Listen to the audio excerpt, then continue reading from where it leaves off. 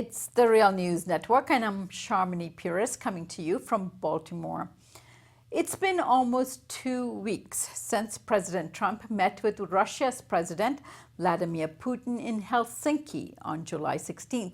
But the fallout from the meeting continues to overshadow Washington. There seems to be a consensus across the Democratic and Republican divide that Trump sold out to Putin during the meeting, but griping over whether the meeting should even take place stretched into comedy hours and talk shows. Let's listen to our next guest, Larry Wilkerson. And by the way, I should remind you that he was chief of staff to Colin Powell under the Bush administration.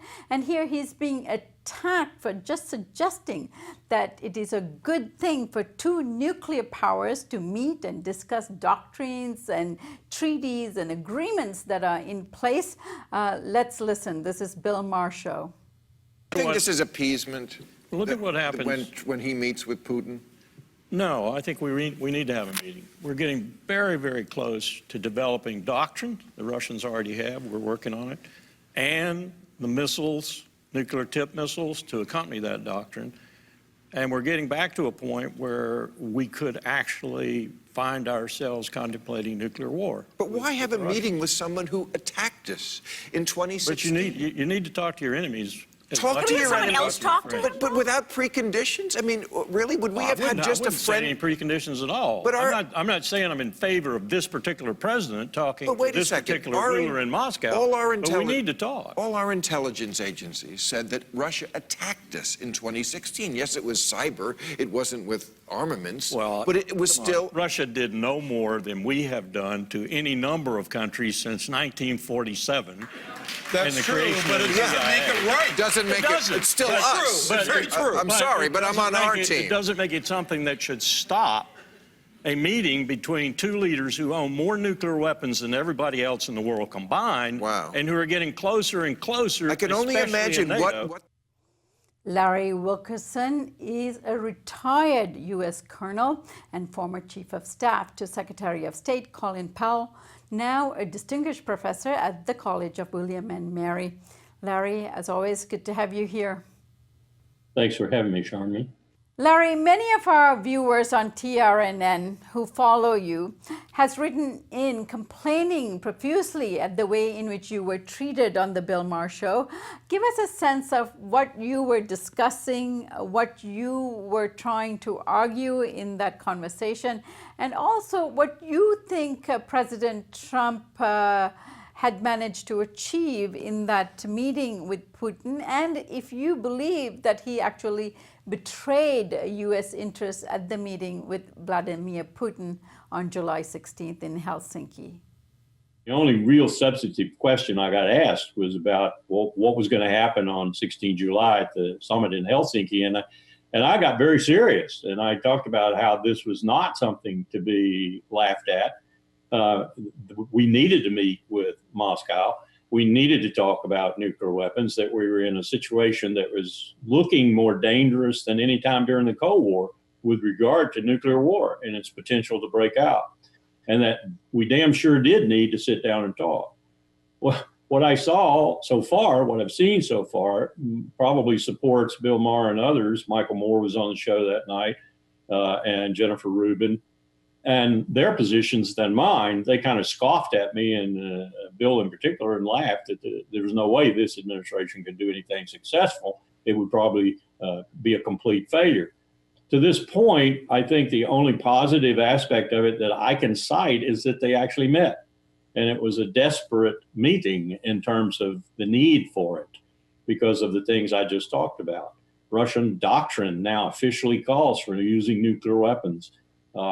We have countered with $1 trillion plus nuclear weapons modernization program to build even newer weapons that'll be more susceptible to being used in what would be called in the past conventional warfare. So it's very dangerous.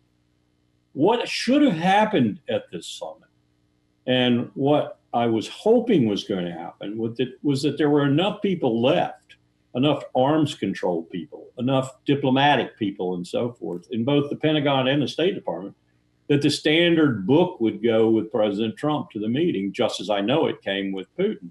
that book would have everything in it, from intermediate nuclear forces to strategic nuclear forces to Ukraine, Crimea, NATO, Syria, all the issues that should have been talked about, particularly the nuclear issues. The SALT talks, for example, and the SALT treaties, which Putin keeps saying are going to expire and nobody's doing anything about. He's right. These should have been all worked out ahead of time in terms of what is the U.S. position and what is it we want to achieve in these talks with Russia. As I see it, there were very few people who took these kinds of very, very carefully planned, strategized books and points to the meeting. And if there were, they were all overcome by the private talks that Trump had, because Trump disdains this kind of detail, this kind of work ahead of time, this kind of diplomacy that has to be finely tuned and is sophisticated and complex and achieves at the end of the day what you want to achieve, or as near to it as is possible. I don't see anything like that having happened. So what I see at this point is a squandered opportunity to deal with some of these very serious issues, which I was hoping beyond hope perhaps, would happen. It's something that does very dramatically need to happen. That is to say, meaningful talks between the leadership in Moscow and the leadership in Washington, and some results that we can all point at that are not just in the interest of the two negotiating sides, but also in the interest of the world. Now, Larry, from what I understand from this morning's announcement, that the invitation that Trump had issued to Vladimir Putin to come to Washington is now rescinded, or it's off. Apparently there was no movement on either side to make sure this happens. Now, are you surprised by that move? Not at all politically, because most of everything Donald Trump has done of substance since he was elected is based on his reading of his domestic political needs. As the German foreign minister said so aptly, I think, about his withdrawal from the Joint Comprehensive Plan of Action, the nuclear agreement with Iran, it was all based on domestic politics in the United States. It had nothing to do with strategy, nothing to do with security, nothing to do with NATO or the security of Western Europe. It had everything to do with Donald Trump and his political base. I think the German foreign minister was absolutely correct. So I have to look at everything that Trump does from that perspective, because that's his first consideration. So what he saw was what you cited at the beginning. 46% thought he was treasonous. And he said, John, talking to John Bolton, his national security advisor, walk this bit back about a meeting and put it out that we're walking it back because we want the brouhaha about the meeting to subside. We want the accusations about the meeting to subside a bit before we invite Mr. Putin to come to Washington. This is bad on two levels. One, Mr. Putin should come to Washington, and we should continue the talks, and hopefully in the way that I described, good, meaningful talks earlier. That's how we should continue them, particularly on the nuclear issues. And two, because we do not need a war in Europe. And it's increasingly apparent that both sides are looking very hard at the potential for that war. And if you want a war that'll make all the other prospects, Iran, Syria, North Korea, and everything else, pale in comparison, let's have one break out in Europe. And let's have one go nuclear. This is bad stuff. So I really would like to see Mr. Putin come to Washington and meaningful talks take place. But to answer your question and to reiterate, the reason this delay or maybe even cancellation altogether has occurred is because Trump read the domestic political signals and said, whoop, can't get caught in this mess. The midterms are coming up. These midterms, Sharmini, are going to determine the fate of the Republican Party. If the Democrats were to win both houses of the U.S. Congress in November, I think impeachment would be on the table for a majority of Republicans and certainly Democrats almost instantly. So Trump has got to start thinking about these midterms. And so I think that's the reason he canceled it, or at least told John Bolton to tell the Russians that it'll be later. All right, Larry, I thank you so much for joining us today. Thanks for having me, Sharman.